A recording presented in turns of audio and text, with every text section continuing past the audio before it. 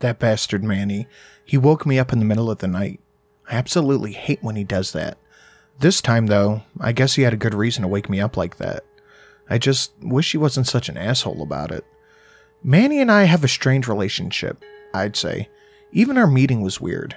He just appeared at my place one day. He was just there, sitting on my couch, reading my copy of Dan Brown's Angels and Demons. I'll admit this much. His appearance at my place wasn't random at all, though. I can swear I've seen him looking at me as if he was admiring me from a distance for weeks before we met. It's hard to miss the guy. He sticks out like a thorn in the crowd. I guess given his odd-looking head, Manny's appearance is mostly unremarkable. Other than what appears to be a pale white smile permanently fused onto the skin of his head, it looks like he has a purposefully deformed mannequin head stuck on his body, hence the name Manny. Somehow, no one has ever taken notice of him. Usually, people just write me off as mental whenever I mention him, which is why I just avoid talking about him to others. When I saw him sitting on the couch like he owned the damn thing, my instinctive reaction was to get mad. I yelled something obscene and pounced on the couch with the intent to maul him with my hands. What came next scared the living hell out of me. I hit the couch and it flipped over, but the bastard was gone. He disappeared on me before reappearing behind me, letting out his distinctive high-pitched chuckle. He said he was going to play me like a marionette, and then he vanished again. There I sat, flat on my ass, scared out of my fucking mind. I had no clue what the hell just happened to me. I'm still not entirely sure. It's been years now, and Manny just comes and goes. Whenever he shows up, I know I'll be in for one heck of a ride. He pops up, does his best to make my life hell, by doing things like not letting me sleep by being incredibly loud, or an unwanted roommate, or driving me nuts with his mostly moronic rants before I even go to sleep. Other times he just shows up and makes me feel like shit by giving me vivid accounts of horrible, horrible things to me about the world. His recollections feel like he's feeding imagery directly into my brain. I can quite literally see the horrors he's talking about. Needless to say, it makes me feel really bad. I think he can influence my dreams at this point. I swear, whenever I have a nightmare, I wake up to him standing at the edge of my bed, and he's staring straight into my soul. Usually, the nightmares I think he gives me are events from the past, amplified and perverted into haunting scenes straight out of some horror movie. Other times, these nightmares are just distressingly weird things you'd not expect to see in your sleep. Like one time, he made me dream in black and white. It was like footage of an old Main Street city devoid of people, with this dramatic music playing in the background. The atmosphere of the whole thing just felt really off. But then came the truly terrifying part. Singing. Quite cheerful singing came to flood my ears, forcing me to look around for the source of the sound. My dream self looked up, and above me hung a woman dressed in a 20s outfit, swinging from one of the streetlights, hanging, lifelessly, swaying softly in the wind, and yet, somehow, she was just singing cheerfully. I woke up in a cold sweat to be greeted by that palate mug of that bastard. Over the years, he'd pull some really nasty tricks on me, like when he'd stand there at a distance, making sure I see him before he pulls out a long black rod, and stabbing himself. Somehow, as if with some voodoo magic, I'd feel where he stabbed himself. Usually it was the leg.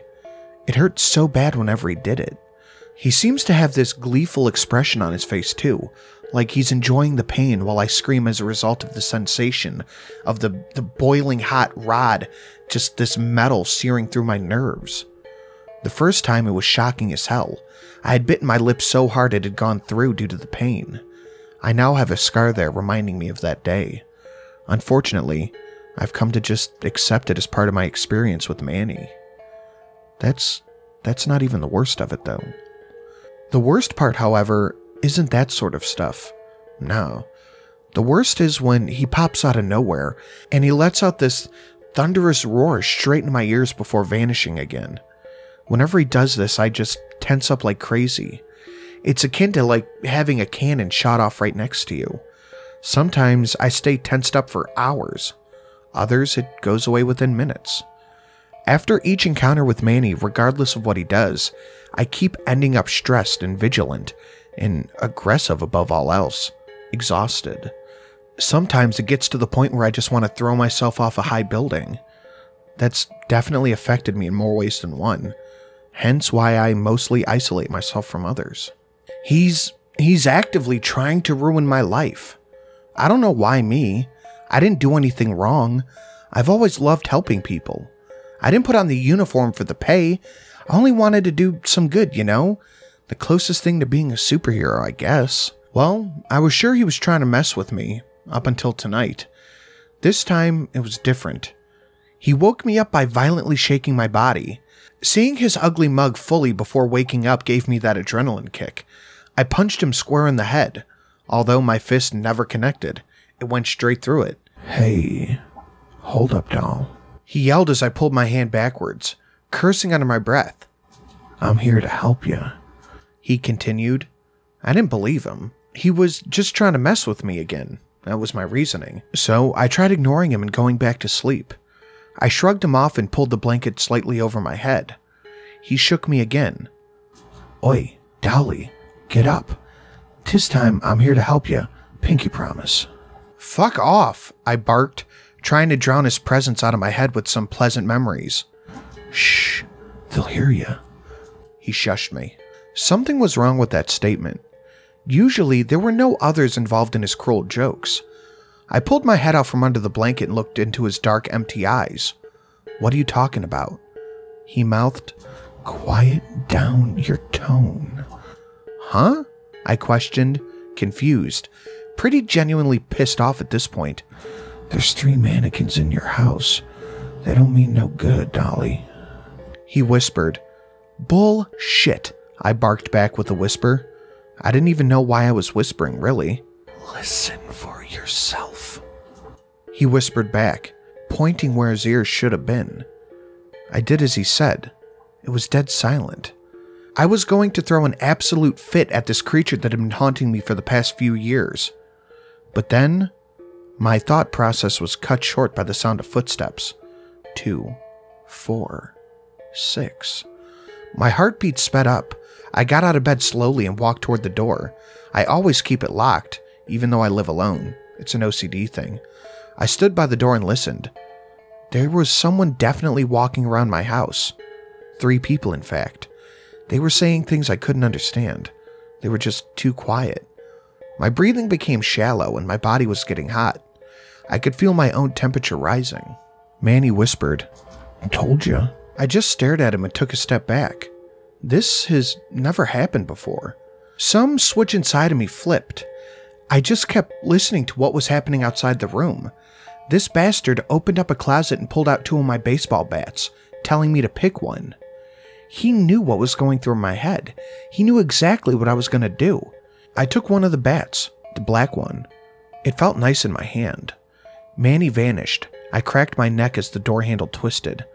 The door to my room swung open. Before me stood a literal mannequin. I could almost hear something snap inside. It didn't expect me to be awake. I swiftly, expertly, nearly took off his head with the bat.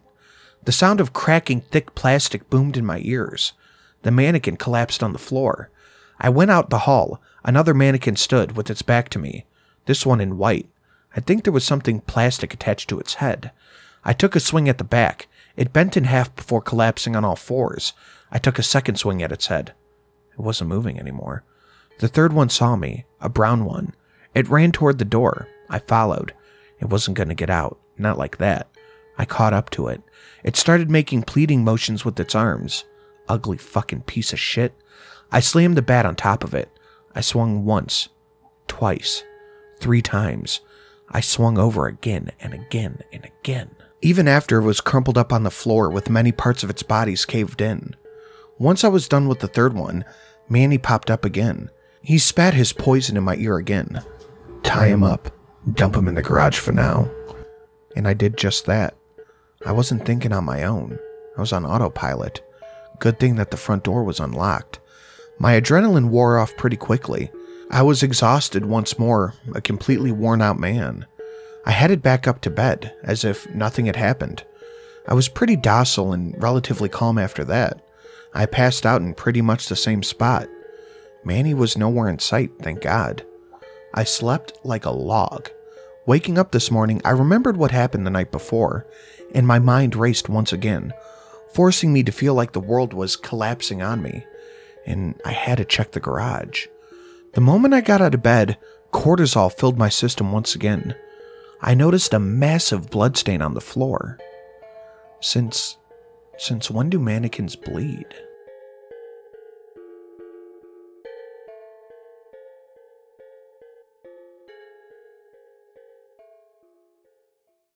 This was a really interesting story by Bloody Spaghetti. I liked it. Definitely go give him some love over on the wiki. That will, of course, be linked down below.